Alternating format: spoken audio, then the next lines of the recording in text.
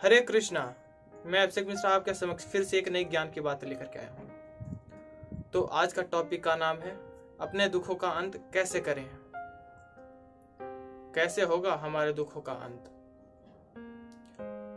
आज बहुत से लोग सब दुख में घिरे रहते हैं, चाहे हम हो, आप हो या अन्य कोई लोग हैं। चाहे वो मन से दुखी हैं, चाहे वो तन से दुखी हैं, चाहे वो धन से दुखी हैं, चाहे वो रोग से दुखी हैं, चाहे वो किसी कष्ट से दुखी हैं। तो कोई ना कोई आज हर कोई दुखी है। युवक लोग जो हैं वो अपने कैरियर, अपने भविष्य को लेकर के दुखी हैं। वो माता पिता दुखी हैं, वो आर्थिक संपत्ति के वजह से दुखी हैं, उनको संपत्ति नहीं हो पाता है, इसकी वजह से वो अपने बच्चों को खुश नहीं कर पाते हैं। तो ऐसे बहुत से दुख हैं। तो वो सभी दुखों का आज इस वीडियो के माध्यम से हम निवारण करना चाहेंगे। कोशिश करेंगे कि सभी दुखों का अंत हो इस वीडियो के माध्यम से। तो शुरू करते हैं। तो जितने भी लोग दुखी होते हैं वो अपने मन के कारण और बुद्धि के कारण। वो मन और बुद्धि के कारण क्यों होते हैं दुखी? क्योंकि वो एक आशा रखते हैं। आशा क्या रखते हैं? कि हाँ, हमें ये चीज मिलेगा, हमें सुख मिलेगा, और सुख मिल नहीं पाता है। सुख भी दो प्रकार के होते हैं। एक सुख को कहते हैं खुशी और एक सुख को कहते हैं आनंद। तो खुशी तो मिल सकता है कुछ क्षण के लिए, लेकिन आनंद शायद ही किसी को मिल पाता है। हर किसी को आनंद नहीं मिल पाता है। तो कहने का तात्पर्य ये है कि खुशी लोग ढूंढ रहे हैं, लेकिन खुशी के बदले दुख मिल रहा है।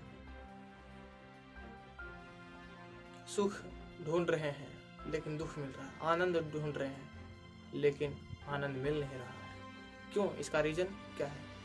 तो इसका रीजन ये है, एक उदाहरण के माध्यम से हम जानने का कोशिश करेंगे। जैसे आप किसी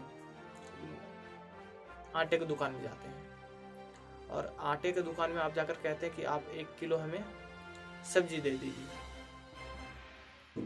या 1 किलो हमें चीनी दे दीजिए। तो आटे की दुकान से चीनी नहीं मिल पाएगा। चीनी के लिए चीनी की दुकान में जाना पड़ेगा, सब्जी के लिए सब्जी की दुकान में जाना पड़ेगा। तो ठीक उसी प्रकार ये पृथ्वी, ये धरती, ये संसार, ये दुखालयम आशाश्वतम। कहने का तात्पर्य यह है कि यहाँ सिर्फ दुख ही दुख मिलता है। जैसे भोजनालय में भोजन मिलता है, वैसे ही इस दुखालयम में सिर्फ दुख ही मिलता है। तो जहाँ पे दुख हमें मिलता है वहाँ पे हम सुख की अपेक्षा आशा ना करें कि सुख मिलता है। हमारे गुरु महाराज कहते हैं, जब हम गुरुकुल में थे तो गुरुकुल में बहुत परेशानी झेलनी पड़ती थी। जब अपने घर पे रहता था तो बहुत से सुखों से हम घिरे हुए थे। घर था, माँ बाप की छत्र छाया में रहते थे, तो सुख तो मिलना ही था। हर जो माता पिता होते हैं वो अपने संतान के लिए ही सब कुछ करते हैं। जब गुरुकुल गए तो गुरुकुल में हमें बहुत सी परेशानियाँ उठानी पड़ी। जैसे सुबह 2 बजे उठना, 3 बजे तक नहा धोआ करके मंदिर में रिपोर्टिंग देना, और वहाँ का क्रियाकलाप जो कि हमें नहीं मालूम था, वहाँ का शिष्टाचार, वहाँ का अनुशासन, तो हर चीज़ में दुख होता है, कष्ट होता है। तो हमारे गुरु महाराज कहते थे कि जैसी परिस्थिति आए वैसे उस परिस्थिति में खुद को ढाल लेना ही एक बुद्धिमत्ता है, और उसमें उसको सुख मिलता है।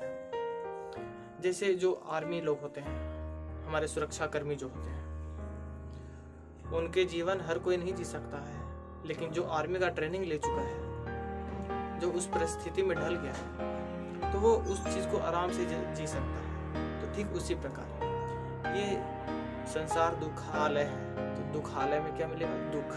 और हम क्या करते हैं? सुख की अपेक्षा करते हैं। तो सुख मिलेगा कहाँ से? सुख मिलेगा कब? जब आप भगवान की भक्ति करते हैं, भगवान की कीर्तन करते हैं, भगवान की पूजा अर्चना करते हैं, तो उस चीज में आपको सुख मिलेगा।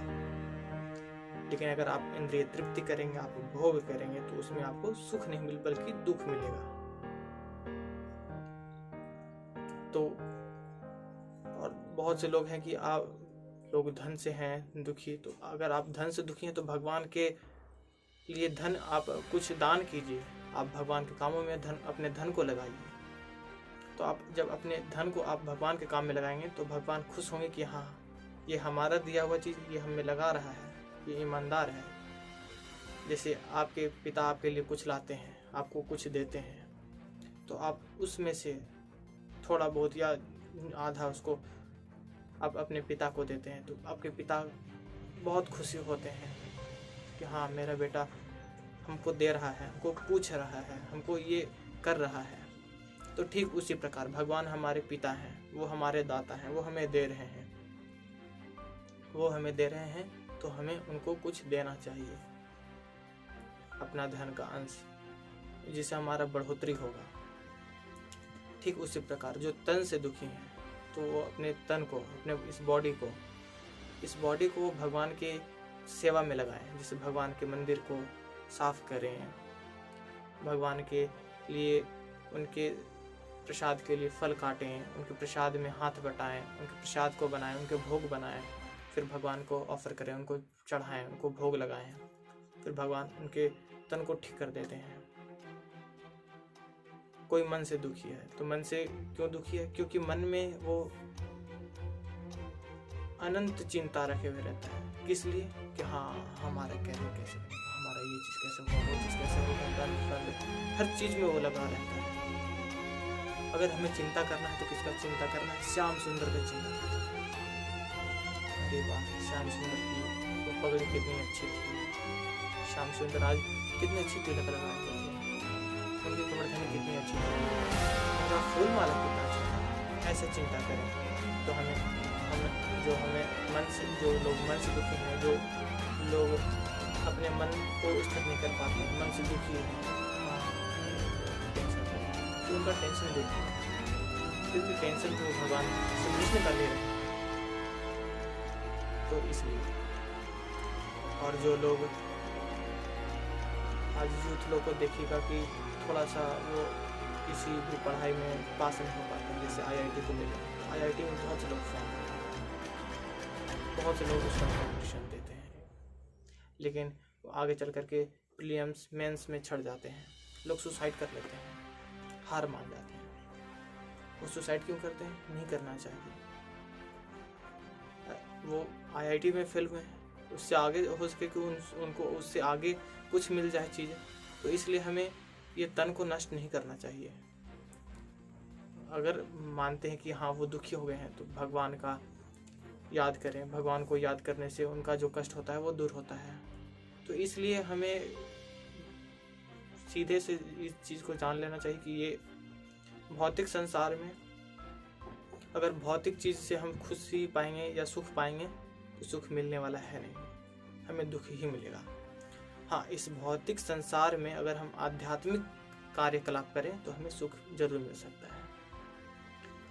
लोग बोलते हैं कि हाँ, इस्कॉन वाले बहुत मस्ती करते हैं। क्यों मस्ती करते हैं भाई? क्योंकि वो आध्यात्मिक कार्यक्रम करते हैं, आध्यात्मिक कार्यकलाप करते हैं।